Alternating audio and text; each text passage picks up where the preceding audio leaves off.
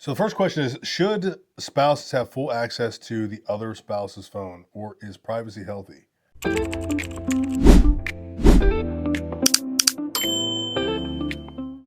So we're answering marriage questions based off of some of the followers that we've had. They've asked us a bunch of questions, some of our students, some of our clients. And so we're just going down the list, right? And we're going to answer some of these things here, okay? And we're just going straight off the dome here. There's no editing in this video whatsoever. So let's see how it goes. So the first question is, should spouses have full access to the other spouse's phone, or is privacy healthy? What type of privacy? Healthy. Is it about phone? No. I mean, as far as phones go, you should not have any privacy in your phone. Like, anything that's in a phone is open. Yeah. If you're hiding things from me, I'm gonna be curious about what it is. Right? Right? If you're hiding things from me, I'm gonna be curious about what it is.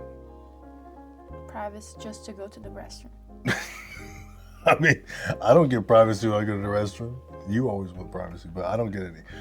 Yeah, I mean, privacy is important in like, if you're feeling self-conscious about something like that, like using the restroom or whatever, you know, Yeah. you're not feeling your best that day. Maybe you just want to be alone for a little bit. But if you're hiding things, like if you're keeping your phone from somebody, you're hiding something, right? So, okay. Is deleting DMs automatically suspicious? Is it? Yeah. It is? Why? Because why you're deleting it? Duh. Yeah, no, for sure. Right. If you delete a direct message, you're cooked. Like, deleting a DM is it's like you're hiding something for a reason. The real question is why, right? You don't want them to see something, whether it's a message, whether it's a old friend, old fling, but you gotta be able to communicate. But it goes both ways, right? Because you could be deleting something because you know your spouse is not going to respond well to it. Like, we went through that early in our relationship where I deleted something in the past from somebody who reached out to me again for a business thing. And it's not that I was hiding something from you. I just knew that you wouldn't react well to it. And because I knew that person. I knew you weren't going to react well to the truth. And so I lied and I made a mistake, right? So we made an agreement. We don't delete anything from our phones. Yep. Nothing, right? And we both have learned it the hard way. Okay, so should spouse approve what you post online? No. What? It's kind of weird though. Yeah, it is weird. What do you mean approve? Like, no, man. What do you think about that? Like, you gotta trust that they're gonna post the right stuff. Why I would post something that I knew you would feel uncomfortable with? 100%, right? If you're going to be with somebody, you have to trust the fact that they're going to post the right stuff. Like, if you can't be with somebody who you have to check that kind of thing, that doesn't even make sense, right? Yeah. You should not be with somebody that's going to post something that. For sure, right? This is a good one here. Should couples share one bank account or keep separate bank accounts? Together. Together. Probably together. Well, we have the business one. We have the business account. We have some other accounts that like aren't together, but we should have a shared account. I agree. I think it's important that all the household money is everyone's money. Yeah. Like, there's no my money or her money. It's all one pot. And it can be tough, right? Because in our particular circumstance, like, I have a full-time career, and then we obviously have our business. So there's a lot of women who be put in a very precarious situation where they don't have access to everything. So then if there is a falling out or a divorce, they find themselves in a bad situation. And a lot of times there's a guy who doesn't treat them right and Right. leaves them with nothing. And how many times have we seen that from some of our students, right? Like, they get left kind of in the wayside. Very right? bad situation. So it makes a woman want to feel the need to have her own thing. And a man feels the need to have his own thing. But when you are in a faith-based relationship, when you have a relationship centered around Christ and you know that this is what you're going to be doing together, this journey is a life journey together, then it really eases that tension. It gets rid of that tension. That tension's it's gone. So, yeah. Okay. Especially because if you are in a relationship with someone that you fully trust them, everything you build together. So there is no. Yeah, 100%. Right. This is good. Money rolls, right? If the wife makes more money, does it change the dynamic? I'll be honest with you. This is tough because there's so many different ways to make money now. I'm a huge proponent of a man being the one that goes out and works. I don't think a man's wife should have a boss, right? So like if she has a boss who's probably a man telling her when to go to work, when to come, when to stay, when to go, when to do whatever, I don't like that. I don't want, if I want my wife to come home because we have kids and I want to spend time together, like as the man, I personally think you should be earning and growing and doing that stuff, so that way your wife can have the liberties of living life. But let's say that she has her own business, or let's say that she's an influencer, she has something great going on in that sense. She's making more money. Does it change the dynamic? Is she more like is she now, because we got to think, what dynamic are we talking about?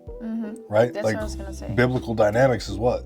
Christ is the head of the man is the head of the wife is the head of the children. Yeah. So just because your woman's making more money, does that change what Christ's intention is for us? I don't think that would be a problem, but I don't think that it's healthy. You don't think what's healthy? Having the woman make more money? Making more money than the man. I think the man should always be the one who's providing more and making more. Yeah. Well, I mean, it sounds good on paper, right? Unfortunate reality is sometimes people marry stupid people.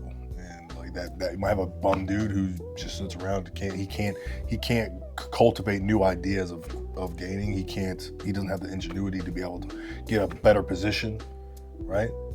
And you have a woman who is well educated, and what do you do then?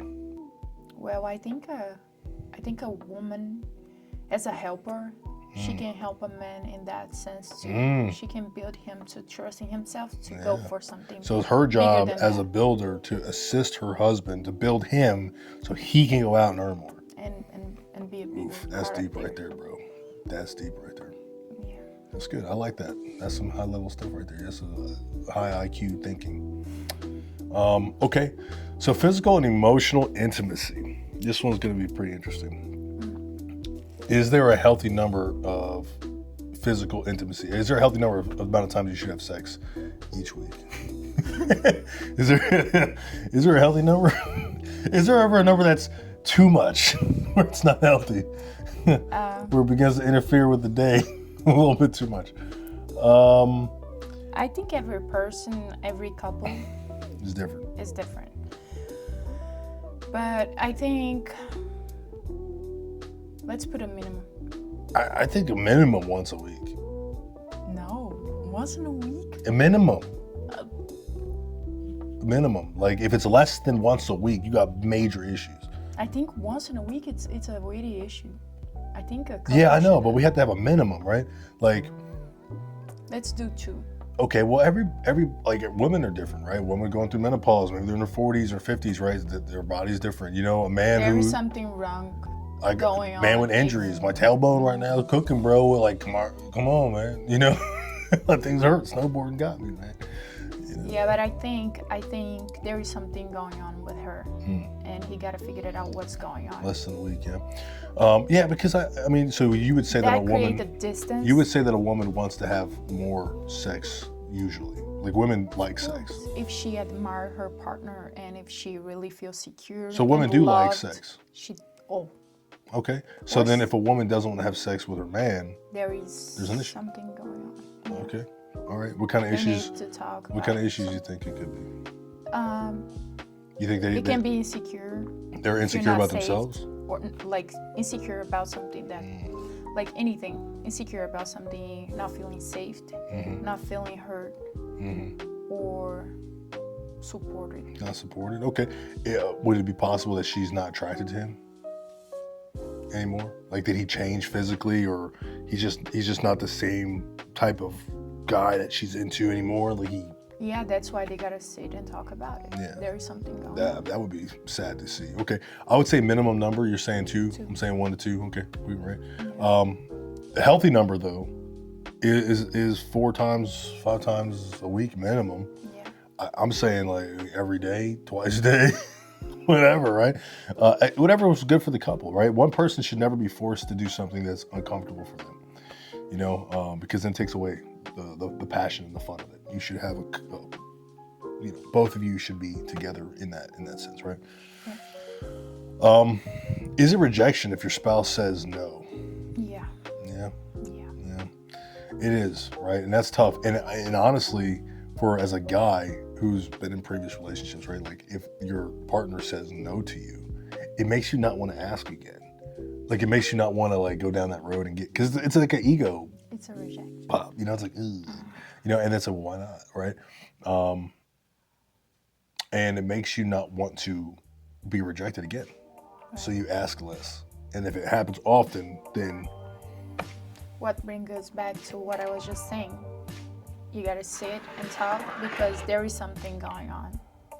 Because normally when you're in love and you appreciate your partner and you're happy, you're not gonna say no. should intimacy be scheduled ever? No. No, right? Yeah, like no way. It's gotta be spontaneous, right? If you're maybe trying to have a baby and you're like counting like the days of like, you know, maybe, but no, it should be spontaneous. It should be exciting. It should be fun. It should be hot. It should be like you can't keep your hands off each other. If you're not in a spot with your significant other, your spouse, husband or wife, where you can't keep your hands off of them, you got to get back to that point. That part is not physical. That's emotional, right? There's an emotional tie. Especially for a woman. Yeah, you know, like there's an emotional tie where it's like, man, like when my wife is taking care of me, she's just like really just being an awesome wife. She's sweet, she's looking good. She's in the kitchen cleaning, washing dishes. And I'm just like, dang. You know? You gotta be like that. What's up? You know? You gotta be like that. Okay, all right. And then it brings us kind of to the next question here, which is emotional connection more important than physical? Or is it equal? I think. Well, like emotional connection, you can be emotionally connected to somebody, but I think if you're truly emotionally connected to someone, you're physically connected to them, Exactly. right? Like I think that if you really love somebody, you'll want to be inside them, like you want to eat them, And you know, yeah. you know, I love you, right? Like I just need more of you, right? And then the physical attraction, just it's a part of it, right? Because you can be physically attracted to somebody and not be emotionally attracted to them. That's how most people meet. Like when I first met you, I didn't know you, I didn't talk to you, I just saw you. just beautiful. Right, which is beautiful. That's what I was thinking. And so, you know, that's that right there you can have without the emotional part. But I don't think you can have prolonged physical attraction without emotional attraction, right? Because you get tired of people physically, not tired of them, but like you get used to them. And the emotional part is what keeps that binding. It keeps it fun and exciting, right? Because if you don't have the emotional love that you have for somebody, right? Because that keeps growing. No matter how old you get, that keeps growing. The physical part, you get older, you get gray, you get wrinkly, you get saggy, you get fat, right? And that's okay because it's like you love each other. It's like, you know? So I would say emotional connection is more important, but I don't think you can have a really strong physical connection without emotional connection. Not prolonged anyway. Okay. So, I mean, we're crushing through these, right? If you guys like this video, make sure you like, share, subscribe. We're making a ton of content that's really growing people, helping people. Keep getting these spam calls from Florida. You know, I'm going to crush these people, dude. I hate them. like, yo, man, I'm tired of these folks, all right? I don't want your business profile from Google or whatever. All right, so let's talk about some conflict and communication questions that we've gotten. Is the silent treatment emotional abuse or is it space, right? Like if you go silent instead of responding and communicating, is that emotional abuse? Yeah. Yeah? For me, it is. For you? Yeah. I think initially, yeah, it can be. But I think there's a point where like if you're not getting anywhere and if things are just, the tensions are growing, you gotta get space. You have to. Because if you just keep trying to talk through something that like, neither person, they're just stuck in their pride and ego. Yeah, like you know me, I want to solve the things immediately. I don't want to solve them quick. wait and be like, go to bed and sleep and wait until tomorrow. I will talk to you. I will tell you everything, how I'm feeling, and I want to solve the problem like immediately. Yeah. Well, I definitely don't want to go to bed angry, right? Like we should not go to bed angry. You should always be, you might not be able to solve the problem, but you can come to a consensus where you know, you can give each other a kiss goodnight, because you don't know when you're going to wake up again. Like you don't know if that's going to be your last day. There's a story I heard yesterday. about a couple, and they had their kid with them. They were fighting about something, and like the mom is walking ahead of the husband and the boy, and like they got in this fight. And she walks off, and they're walking behind her, and she gets hit by a car and dies. And like, you know, if you're in a situation like that, yeah, I mean, imagine, right? So you don't want to get a bit angry. You never know. Like, every day is a gift from God, and so because of that, we need to give forgiveness. And I think that's important too, because like Jesus forgave. Jesus had grace. Jesus had grace for all of us. So it's like if Jesus can give grace, like so can we, right? Which kind of brings us to the next question, which is who should apologize first? The one who's wrong or the mature one? The mature one. The mature one? Mm-hmm. Really? Mm-hmm. Okay. You know, sometimes, well, the mature one's then going to always be the one apologizing, even if they were wronged. Like if they were in the right, they're always going to be the one saying sorry, even though they were right. You know what I mean? And I don't think that's okay. Like, I think there's a point where that person will get fed up. They'll get fed up always saying, I'm sorry, like I really didn't mean to, you know, I'm sorry about this. And It's kind of like it's a great question, but the fact that like sometimes, yeah, the wrong one. yeah, I mean, I think it's a I changed my mind. change your mind. Because if you're wrong, you gotta apologize. Yeah, but it takes maturity to admit that you're wrong, right? So like it's kind of like a double-edged sword, right? Here's the truth. I think when pride gets in your marriage too deeply, and we've fallen victim to this before, right? We're both prideful people, and we both have our assumptions, we both have our feelings, we both have. I think when pride gets in the way of a relationship or a marriage, you find yourself in a really tough spot. Mm-hmm. You find yourself in a really, really tough spot. And so I definitely think that you need to go into these situations with no pride, and then it'll be easy to apologize once the smoke clears, right? Without that, it'll be tough. All right, let's just kind of wrap this up with maybe a couple questions. Is it normal to still find other people attractive when married? I don't think it's normal. I think there is like a sick of something else. A what? Like, why you think someone else is Okay. whatever. So you're thinking, okay, that there's an issue if you think that someone else is attractive. I think so. Yeah. Because I cannot even think, even though I know someone is, I can't say that this person is well dressed, they smell good, look clean. So your definition of attraction. I wouldn't think that person. I cannot feel attracted to nobody else. That's not you. Yeah. In my point. I think that you're right. I think it's normal to recognize that somebody is not ugly, right? But to recognize means you're looking and acknowledging. And I don't think we should be acknowledging that, right? Like I think all people should be equal to us outside of that, right? Like somebody who you would never date versus somebody that you would definitely date should look the same. They should look like a black slate, you know, a white fuzzy. Like you can't even see that person. Because that's come very natural. Yeah. Well, I think if you're in a relationship with somebody that you truly, truly love, you're not there because of the physical attraction anymore. You're there for everything that comes with that marriage, the emotional attraction, the love, the depth, right? The family. And so I think maybe you look at the world differently, right? Exactly. Because to have a determination of who's attractive and who's not attractive means that the door is still open. There's a door open. And those of you watching this who say, no, there's no door. There's a door open. Like you're counting tallies as to what is or what isn't. And, you know, not to say you would act on it, but you're keeping track. You're keeping score. Who are they? Where are they at? Right? Is following exes on social media disrespectful? Yes. Yes. 100%. Can men and women have best friends of the opposite sex while married? Why are you laughing? Because it's so dumb. The answer is obviously no. I know. You know. I was gonna ask if you have any friends that I don't know. Can men and women have best friends of the opposite sex? No. If you're a dude with a best friend who's a girl, just be honest, big dog. You're waiting for your opportunity. You're waiting for a chance to get in there, man. If everything felt like, I have a friend who is a female. She is a friend. She's not a best friend. And at no point ever would her and I hang out alone. Ever. In a group setting, because we met at work and we're work friends. We don't work together anymore, but like, it would never be appropriate for you to have a best friend who is a woman if you're a man.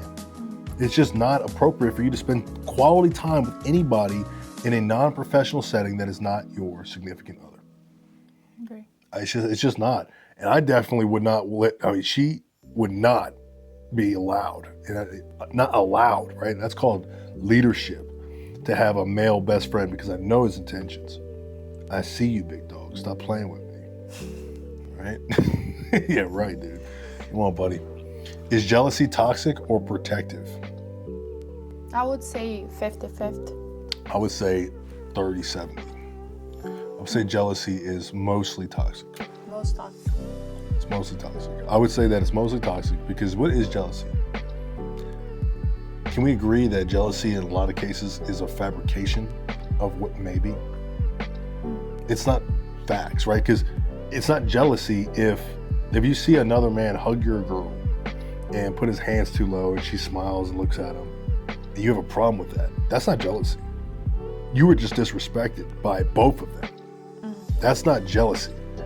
You were disrespected. Now you're just upset by something you were wronged. Jealousy is when you have an assumption. You say, I think you're doing something wrong, and so I'm jealous about it. I think your intentions are off. I think, you know what I mean? I suspect there's a problem. Now, if your sixth sense is where women have a good sixth sense sometimes, and they think about a person who's trying to get too close to you or trying to get in that space, right?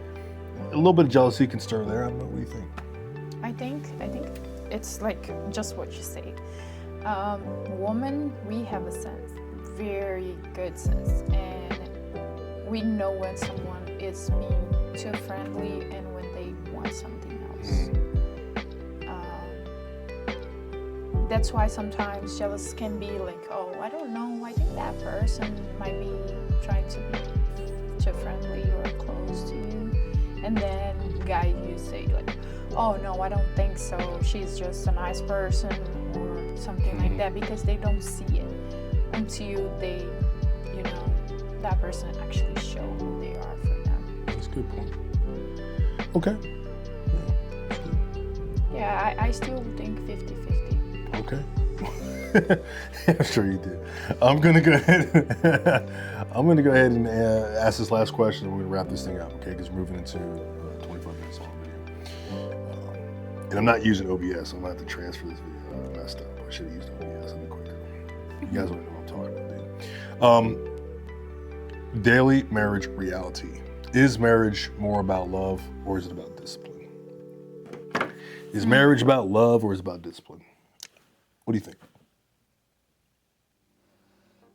Well, if it's gonna be about discipline at a certain point, I don't know, because so far for me, it's about love. I want to say that love is a part of it, but it's about discipline, because the idea is that it's forever, right? I'm a divorcee. She's a divorcee, right? We made that error before. I don't want to make that error again. I know that throughout time, 5 years, 10 years, 15 years, you have a lot of ups and downs. There's a lot of things that happen.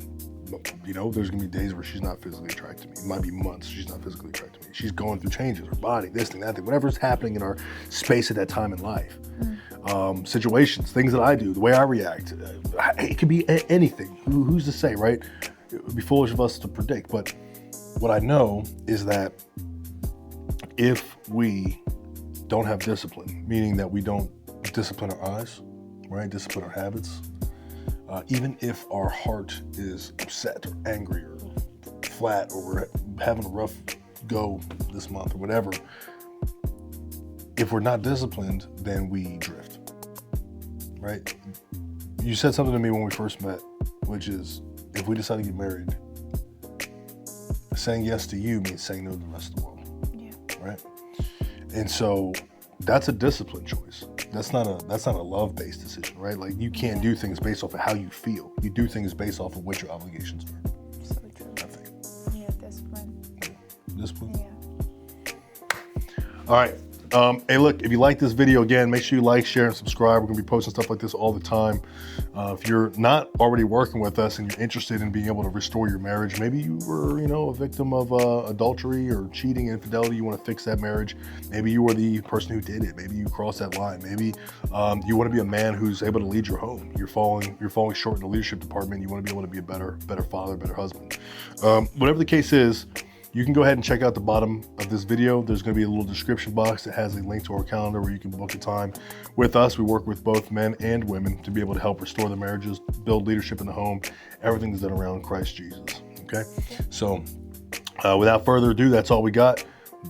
The Duttons are signing off. See you guys.